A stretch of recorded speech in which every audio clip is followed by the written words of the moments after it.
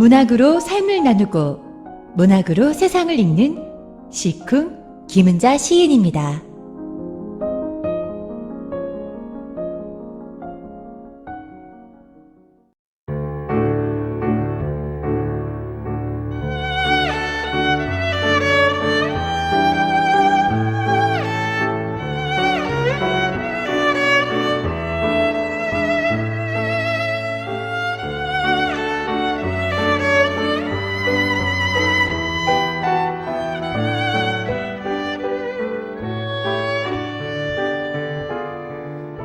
문학으로 한 주를 씻어내는 시간, 시쿵 시간이 돌아왔습니다. 코로나 팬데믹의 더위가 기승을 부리고 또 지난주에는 비도 많이 내렸죠. 실록도 더위에 멈춰선 것 같은 그런 날들이었습니다. 여러분들과 문학으로 삶을 나누고 시 한 편으로 세상을 읽는 시쿵의 김은자입니다. 한 주 동안 청취자 여러분들 어떻게 건강하게 잘 지내셨나요? 아무리 덥다 하지만요. 그래도 이렇게 뜨거운 여름이 있으니까 잘 익고 또 맛있는 열매와 곡식을 먹을 수 있다라고 생각하면요. 그런대로 이 더위 꼭 필요하다, 견딜만 하다 싶습니다. 그러고 보면요. 우리들의 생각과 발상의 전환이요. 이렇게 우리들의 생각을 바꾸고 또 살아가면서 그런 것들이요. 삶의 승패를 좌우할 때도 있습니다. 이런 찜통 더위에는 사실 아이스크림도 소용없고요. 바닷가도 사실 잠깐입니다. 우리들의 긍정적인 에너지만 하겠습니까? 긍정적인 발상의 아름다운 전환이요. 이 여름을 시원하게 해주리라 생각됩니다. 가을이 사실은 안 보여서 그렇죠. 여름꽃 속에 가만히 들여다보면 가을이 그 안에 숨어 있습니다. 막바지예요. 조금만 견디면 시원한 날들이 올 겁니다. 더위로 지친 한 주를 시와 삶의 얘기로 씻어내면서 오늘도 맑은 시간 속으로 함께 떠나 보겠습니다.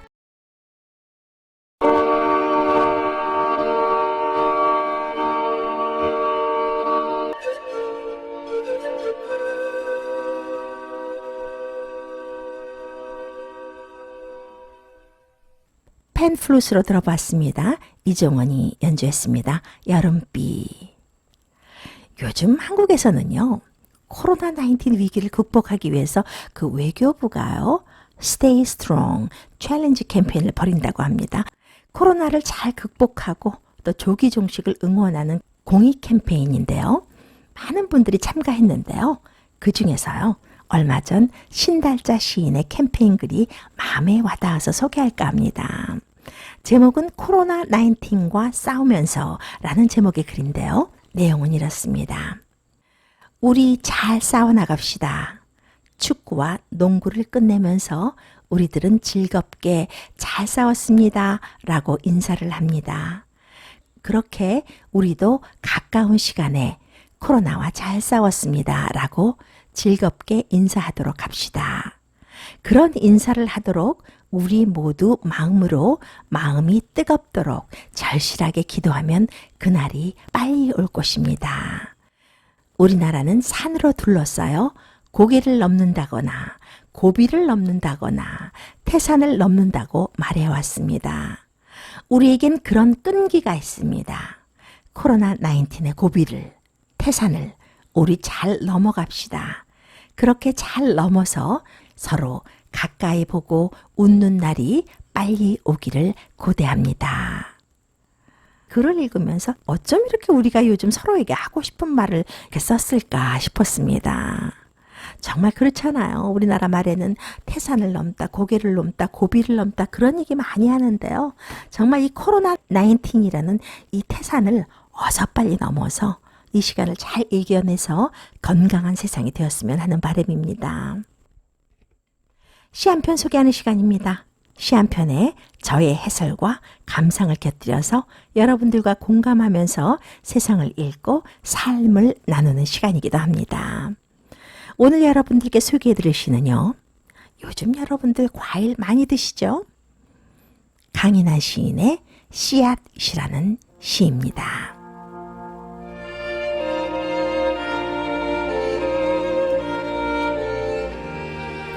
씨앗. 강인한.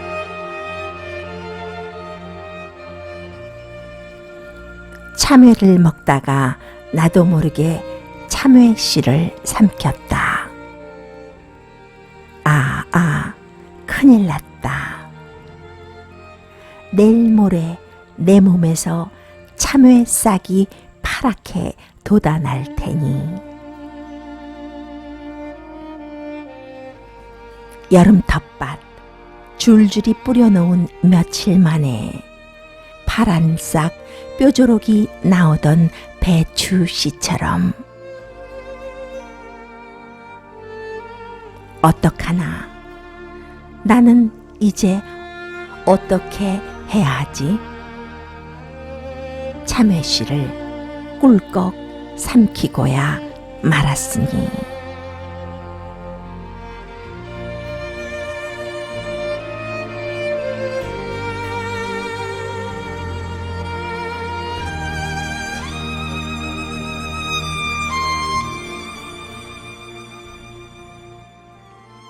이 시는 지난달 7월에 발간한 강인한 시인의 11번째 시집 2개의 인상에 수록된 시입니다.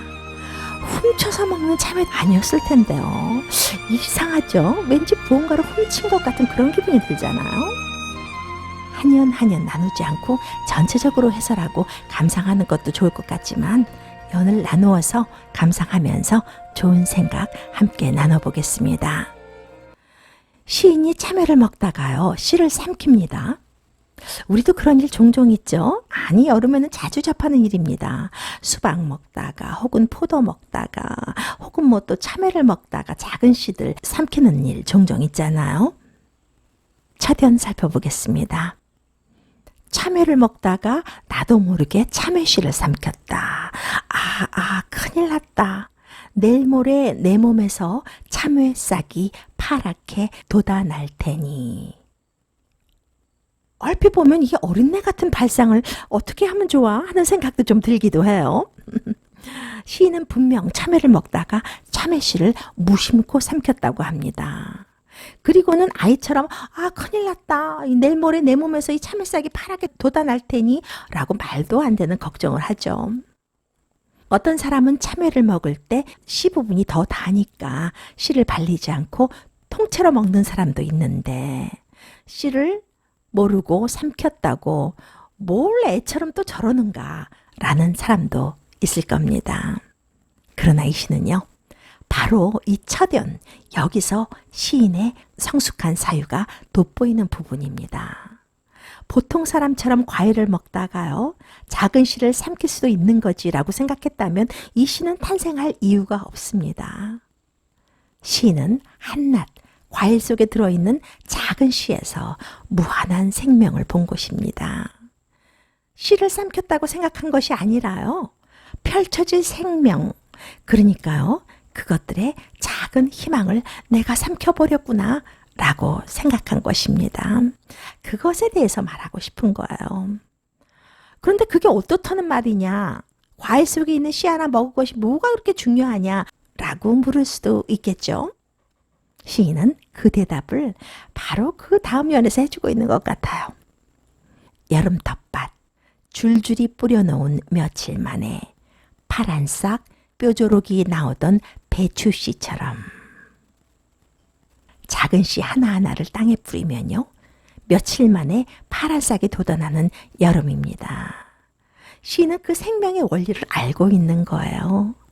시인에게 참외 씨를 삼킨 것은요, 누군가의 생명을 빼앗고 도둑질한 것이라는 것. 푸르게 피어나서 열매가 될 수 있는데 그 근원을 몽땅 빼앗아 버렸다는 것.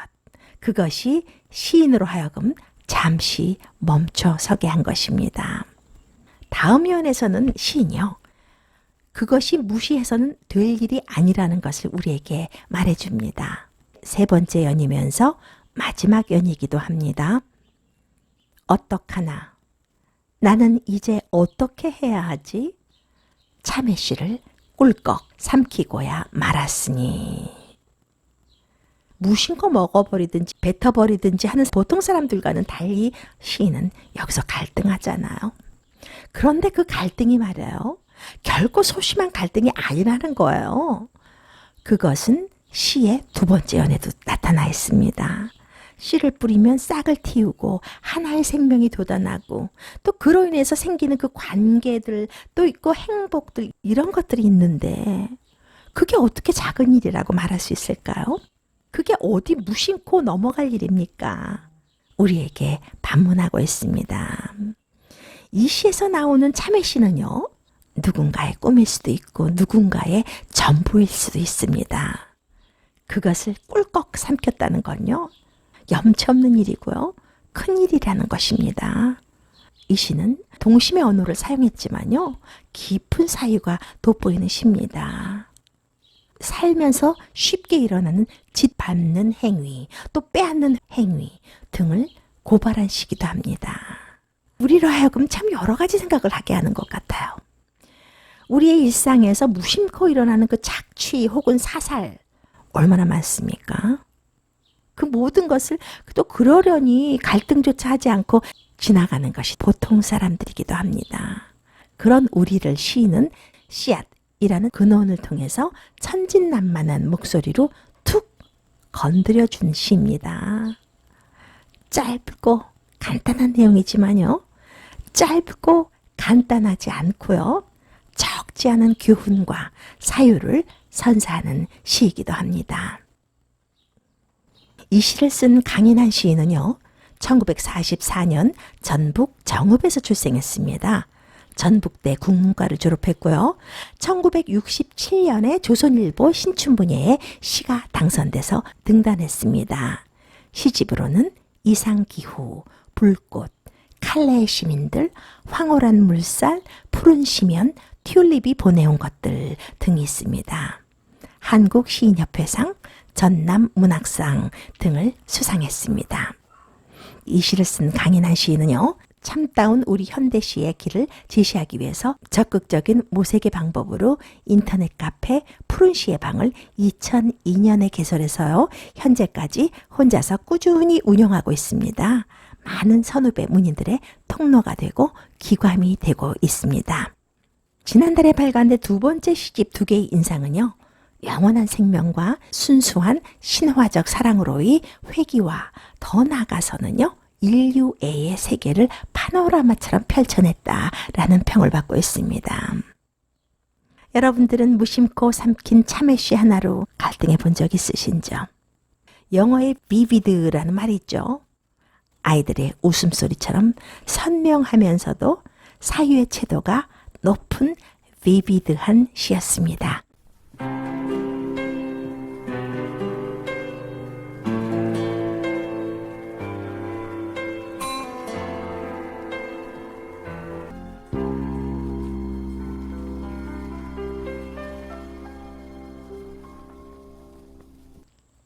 여러분들은 지금 동포사회의 한국 문학의 저변화, 문학의 전문화, 문학으로 삶을 나누고 시 한 편으로 세상을 읽는 뉴욕 최대의 한인방송 1660 AM K-라디오 김은자의 시콩을 청취하고 계십니다. 요즘은 뉴욕 이런 동포사회에도 예전과 달라서요. 한국 뉴스가 실시간으로 들어옵니다. 정치인들이나 유명인들의 발언이 종종 문제가 되는 요즘인데요. 얼마 전에 있었던 정치인의 발언으로 소설가들의 단체인 소설가협회가 공개 사과를 요구하고 나서는 일이 있었습니다. 문학적인 측면으로 여러분들에게 소개하려고 합니다. 사단법인 한국소설가협회가 지난 7월 30일 소설을 쓰시네라는 추미애 법무부 장관의 국회 발언과 관련해서요. 한 나라의 법무부 장관이 소설을 거짓말 나부랭이 정도로 취급했다면서 이 발언에 대해서 해명과 함께 공개 사과하라고 촉구했습니다. 한국소설가협회 이날 성명서를 통해서 민의의 전당인 국회에서 그것도 국민들이 보고 있는 가운데 법무부 장관이 아무렇지도 않게 소설을 거짓말에 빗대어 폄훼할 수가 있는가라면서 이 같은 요구사항을 밝혔다고 합니다. 아시는 분은 다 아시겠지만요. 추 장관의 그 문제 발언은요. 지난 27일 국회 법제사 법위회의에서 나왔습니다. 당시 윤한홍 미래통합당 의원이 추장관 아들의 군복무 시절 휴가 미복귀 의혹과 관련해서 고기영 법무차관에게 질의를 했어요. 올해 서울 동부지검장에서 법무부 차관 자리로 옮긴 것이 추장관 아들 수사와 관련이 있는 것이냐는 취지의 질의에서 시작되었는데요. 이를 아마 여러분들도 많이 들어서 아시겠지만 올해 초 미래통합당은 추미애 장관 아들이 2017년 6월 초에 휴가를 나갔다가 복귀 날짜에 부대에 복귀하지 않았고 이후에 추 장관이 외압을 행사해서 사건이 무마됐다라는 의혹을 제기했고요. 추 장관을 서울 동부지검에 고발했었습니다. 이에 따라서 당시 동부지검장이었던 고 장관이 이 사건을 제대로 수사하지 않은 대가로 법무부 차관으로 영전한 것 아니냐. 그러니까 의혹 제기성 질의를 던진 거죠. 그날 차관 옆에서 이들의 질의와 응답을 지켜보던 추 장관이 갑자기 질문한 의원을 노려보면서요. 소설을 쓰시네라고 했습니다. 윤 의원은 이 말을 받아서 곧바로 국회의원이 물어보는데 장관이 그 자리에서 소설을 쓰고 있다라고요. 우리가 소설가입니까? 라고 또 언성을 높였고요. 추 장관도 이에 질세라. 질문도 질문 같은 질문을 하세요. 라고 되받아치는 볼상사나운 일이 벌어졌었죠. 그 일이 있은 후 이와 관련해서 한국소설가협회에서 성명을 낸 겁니다. 법무부 장관이 소설이 무엇인지 모르는 것 같으니까 우선 간략하게 설명부터 드려야 할 것 같다. 거짓말과 허구의 개념을 이해하지 못한 듯해서 이를 정리한다. 라고 설명했습니다. 소설가 협회는요, 이어서 거짓말은 상대방에게 가짜를 진짜라고 믿게끔 속이는 행위다. 소설에서의 허구는 거짓말과 다르다. 라면서요, 소설은 지어낸 이야기라는 걸 상대방 독자들이 이미 알고 있으며 이런 독자에게 이 세상 어딘가에서 일어날 수 있을 법한 이야기로 믿게끔 창작해낸 예술작품이라고 강조했습니다. 또 협회는요, 이런 소설의 기능과 역할을 안다면 어떻게 소설 쓰시네라는 말을 그렇게 간단하게 할 수 있겠는가. 소설이 무엇인지 알면서 그런 말을 했다면 더 나쁘고 모르고 했다면 앞으로 법무장관이 하는 말을 어떻게 신뢰해야 할지 안타깝기까지 하다라고 말했습니다. 소설가협회가 참 많이 화가 난 것 같습니다. 소설가협회는요, 추 장관의 발언은 어려운 창작 여건에서도 묵묵히 작품 활동을 하는 소설가들의 인격을 짓밟는 행위와 다름없다면서 인터넷에서까지 난무하고 있는 이 문제를 그냥 두고 볼 수 없어 법무부 장관의 해명과 함께 소설 쓰시네라고 한 것에 대해 소설가들에게 공개 사과하기를 요청한다라고 밝혔습니다. 문학의 장르 중에서 소설은 특별히요, 허구를 통해서 인생의 진실을 표현하는 예술입니다. 인생의 그 참된 모습을 제시하면서요, 또 성찰하게 하면서요, 참 묵직한 장르예요. 그렇게 간단하게 소설 쓰시네 하는 그런 장르가 아니죠. 삶의 참된 모습을 제시하기 위해서 작가는 또 얼마나 노력합니까? 인간 또는 인생을 많이 탐구합니다. 소설을 쓰시는 분들은 거짓말을 소설 쓰시네라고 빗대어서 쓸 말이 아니라고 생각했기 때문에 이런 일이 벌어진 것이 아닌가 합니다. 참 말 한마디도 조심해야 돼요. 그런 면에서 문학의 역할과 진정성이 더욱더 기대되고 큰 시대이기도 합니다. 시원한 수박 한 덩이 모두 모여서요, 쭉 갈라먹으면 더없이 시원할 것 같은 요즘입니다. 시원하게 만드는 신앙송 들어보겠습니다. 클러스터에 거주하시는 박미화 시인이 윤문자 시인의 수박이라는 시를 낭송 소개합니다.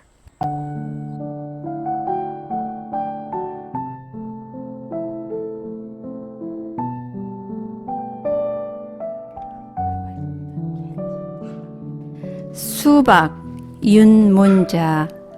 나는 성질이 둥글둥글하다는 소리를 자주 듣는다. 허리가 없는 나는 그래도 줄무늬 비단 옷만 골라 입는다.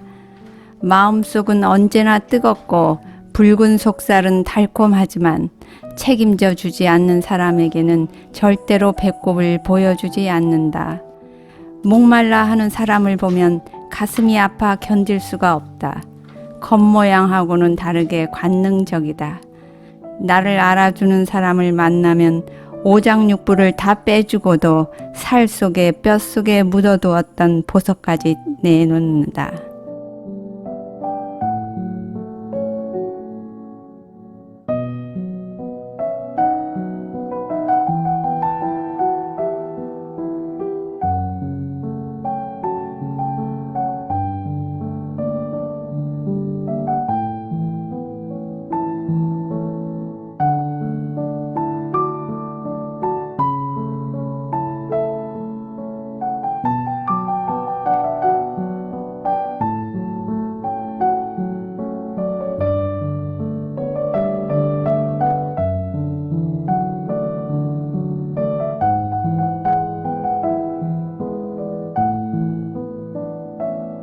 시의 힘이 이런 것이 아닌가 싶습니다. 꾸밈이나 재주 없이 정말 날 것으로 수박의 속상을 삶과 연관시켜서 삶의 본질을 관통하는 것 같은 그런 시잖아요. 이 시를 쓴 윤문자 시인은요, 충청남도 논산에서 태어났습니다. 한국방송통신대학 국어국문과로 졸업했고요. 1995년 문학과 의식 신인상을 통해서 등단했습니다. 시집으로는 하늘계곡, 분홍장갑 등이 있습니다.